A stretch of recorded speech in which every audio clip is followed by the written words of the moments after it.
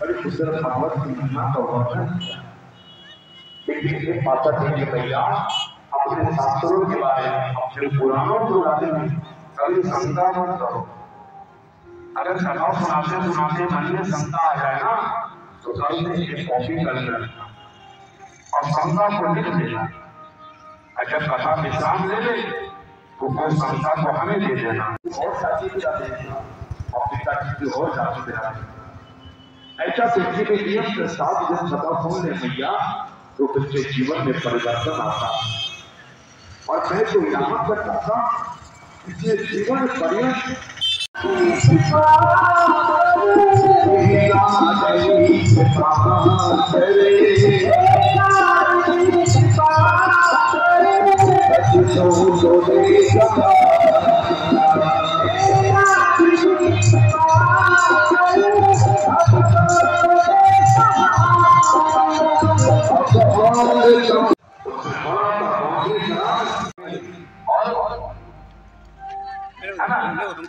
यहाँ पे सेल करेंगे और पौने 10 बजे क्या हुआ आपका हार्ट फेल सीखेंगे।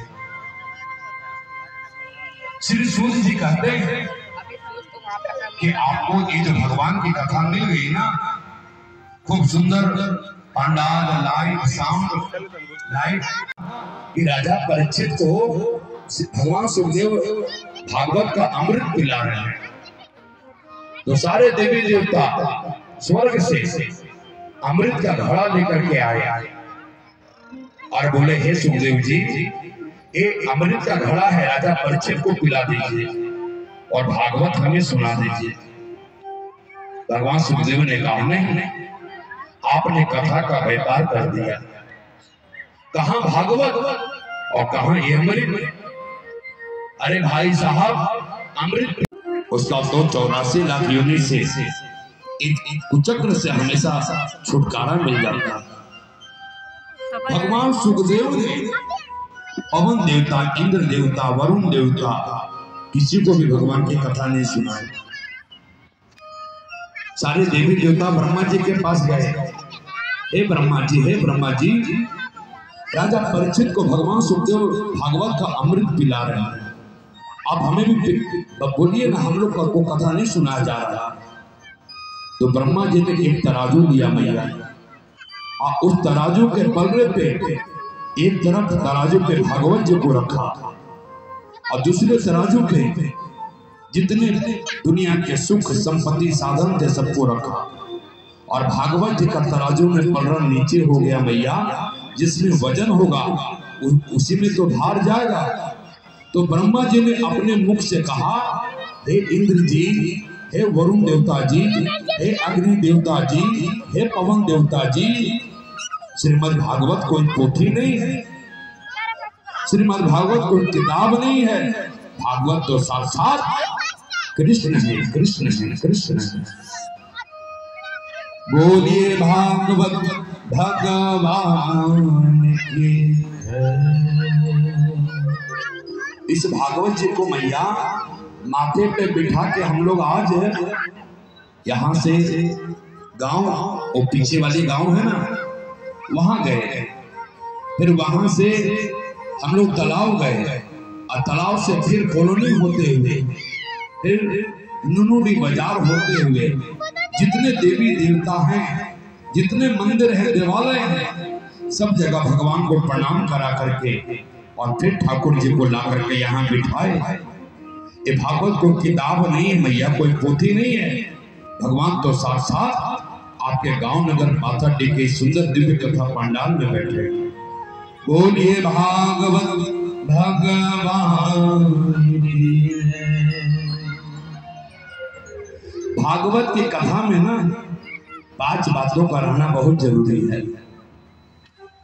कथा का स्थान सुंदर होना चाहिए। अब बताइए, यहाँ हमारी शेरा वाली माँ बैठी है और उनके चरणों में बैठ के हम लोग भागवत की गंगा में गोता लगा रहे हैं। इतना सुंदर परिसर पूरे पाथरडी में कहीं है?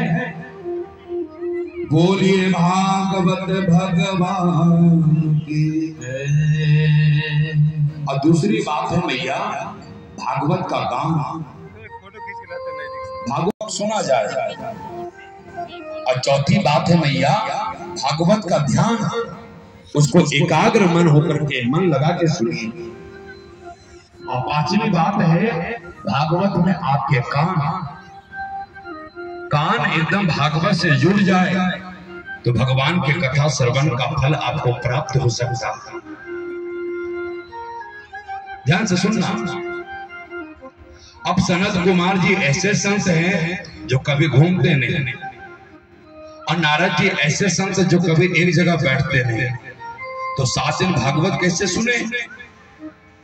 तो नारद जी एक बार बड़ी तीव्र गति से जा रहे थे, तो सनत कुमार जी ने देखा, बोले नारद जी क्या बात है, आप कुछ उदास लगते हैं, आप क्यों इतने परेशान निराश होकर के जा रहे हैं?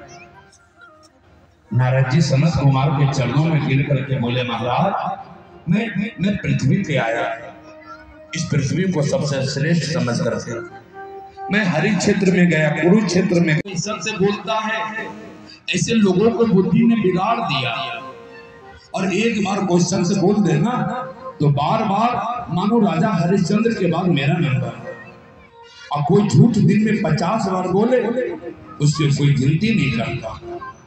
एक धर्म का कोई काम यदि कर देना तो बार बार गिनाता है, ये मंदिर हमने बनवाया है, एक गौशाला हमने बनवाया है, एक कथा हमने करवाया है।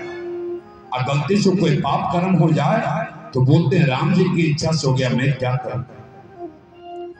घर में बड़ों का आदर समाप्त हो गया है, संतों का सम्मान समाप्त हो गया है। घर में नई बहू की चलती है, दादी का बाबा को कौन पूछे। तो सनत कुमार बोले कि हे पाथरडी की मैया, घर में नई बहू की चलती है, कोई गलत बात नहीं है, घर में नई बहू की चलनी ही चाहिए, लेकिन बड़ा काम कोई करे ना तो दादी से, बाबा से, पिता से, माता से, नाना से, नानी से एक बार सलाह लेनी चाहिए। लेकिन यहाँ तो मैया घर में चलती है नई बहू की, और सलाह लेते हैं साले जी के ससुराल से। वृंदावन में एक कहावत है, दीवार बिगाड़े आरो, घर बिगाड़े सारो। अपने घर के दीवार में अलमारी ज्यादा निकालिएगा ना तो घर का दीवार कमजोर हो जाएगा, और अपने घर परिवार में साले जी से सलाह लीजिएगा मैया तो बर्बाद हो जाइएगा। और मामा सपनी की कृपा से क्या हुआ आप सब जानते हैं। मामा सपनी ने ऐसा परिवार में जहर बो दिया मैया कि 100 कौरव, दुर्योधन, दुशासन सब मारे गए भैया, ये सब जानते हैं। नारद जी बोले कि मैं घर घर में गया, संतों के आश्रम में गया, कहीं मुझे शांति नहीं मिला। करें ना धर्म मित्रीन धीन बाधिका, अधर्म का जो मित्र है कली, उसने लोगों की बुद्धि को बिगाड़ दिया। लेकिन मैं जब श्रीधाम वृंदावन में आया तो वहां एक दृश्य देखा, एक स्त्री के पास कोई रास्ता बताइए कि मेरे दोनों बेटा ज्ञान और वैराग का बुढ़ापा दूर हो जाएगा। मैंने बड़े बड़े वेदांत का पाठ किया, वेद का पाठ किया, लेकिन दोनों बेटा मेरे बूढ़े हैं। तो नारद जी ने कहा इसके लिए सत्कर्म करो। क्या सत्कर्म है? तो वो सत्कर्म है श्रीमद् भागवत कथा ज्ञान गंगा यज्ञ सप्ताह प्रवचन। अब सारे वेदों का, सारे पुराणों का पका हुआ फल है श्रीमद् भागवत में। क्या ये पंचम वेद है। जैसे आम खाते हैं ना, तो आम का पेड़ से वो रस नहीं मिले।